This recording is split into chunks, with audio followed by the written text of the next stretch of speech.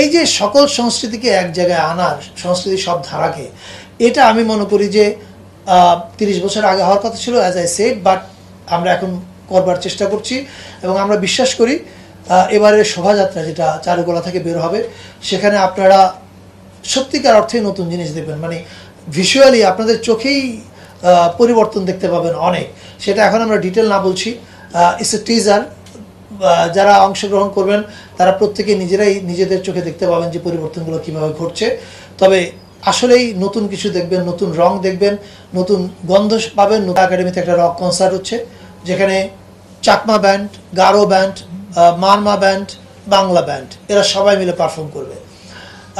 আবার চৈত্র সংক্রান্তি উপলক্ষে সোহরাওয়ার্দী উদ্যানে যে মুক্ত মঞ্চ আছে সেখানে বাংলার বাউল এবং ফকিররা গান গাইবেন, ওদের একটা উৎসব হবে ওখানে।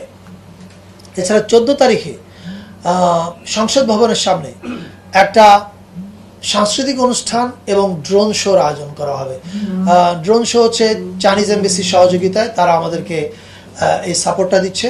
সেখানে আপনারা বিকেলবেলা গান শুনবে এবং সন্ধ্যার পরে দেখবে যে সংসদ ভবনের উপরে বাংলার আকাশে কিছু ড্রোন দিয়ে কিছু ইমেজ তৈরি করা হচ্ছে। সো এটা হবে হচ্ছে সংসদ ভবনে।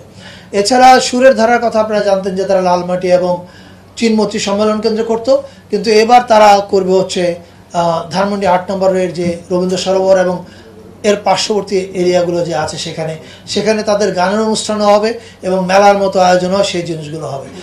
অর্থাৎ ঢাকার নানা জায়গায় উৎসব ছড়িয়ে যাবে।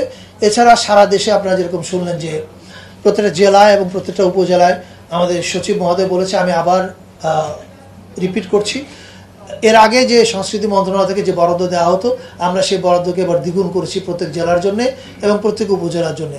পাশাপাশি যে জেলাগুলোতে আমাদের ভিন্ন জাতিগোষ্ঠীর ভাই বোনেরা কনসেন্ট্রেটেড, সেই জেলাগুলোতে আমাদের এই বরাদ্দের পরিমাণটা আরও বেশি হবে। সেটা কত হবে কালকের মধ্যেই মন্ত্রণালয় থেকে চিঠি দিয়ে যাবে।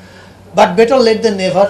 আমরা যে একটা জায়গায় আসতে পেরেছি এবং আমরা যে বুঝতে পেরেছি সমাজ থেকে কোনো সংস্কৃতিকে বা কোনো জনগোষ্ঠীকে, তার আচারকে, তার রীতিনীতিকে এক্সক্লুড করাটা কোনো সমাজের জন্য মঙ্গলজনক না। এটা আমরা যে দেরিতে হলেও বুঝতে পেরেছি, এটা ভালো। এখানে হামিন ভাই যোগ করতে করতে বলেছিলেন যে এই প্রথম উনি কোনো কি বলে এই ধরনের মন্ত্রণালয় অনুষ্ঠানে ডাক পেয়েছেন 4 দশকে।